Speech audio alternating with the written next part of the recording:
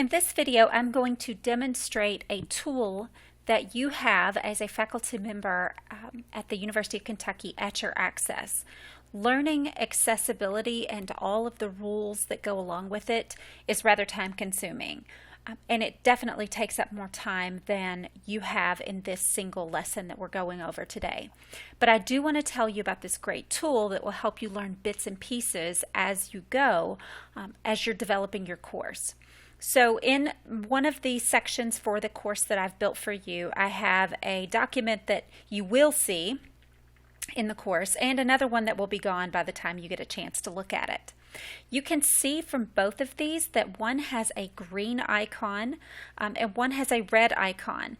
If you're colorblind and can't tell the difference between green and red, you can look at the little icons. This one looks like it's a full tank of gas symbol, and this one looks like it's nearing empty. And when I scroll over, you can see this one says accessibility score low, and this one says accessibility score perfect.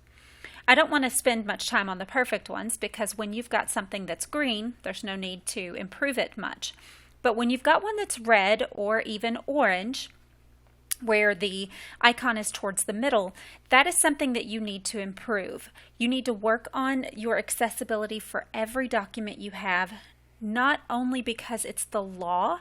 You have to do this even when you don't have students who require it in your classroom. It is still a legal obligation that you have.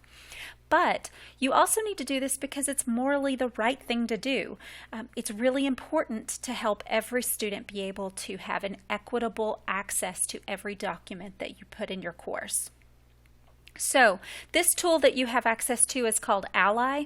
There's a couple of ways to use it. I'm just going to demonstrate one. You will just click on this icon and it pulls up that this is 32% accessible, meaning that there are some issues in here. And the nice thing about Ally is it gives you information regarding how to fix certain bits and pieces. For instance, it says this document contains images that are missing a description. One of the most important things that you need to do when you create documents for students, and it's the least likely thing to be done, I have discovered, is alternate text for images.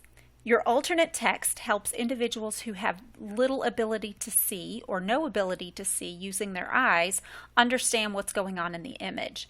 So when you add images, you need to make sure that you write a description of what that image is.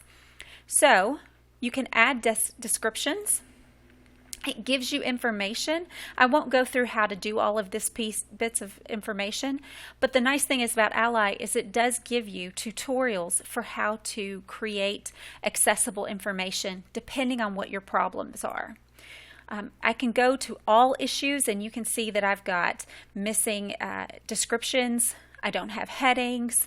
I've got text with insufficient contrast. All of these are things that can be fixed in simple ways, and I can just click fix and get the instructions.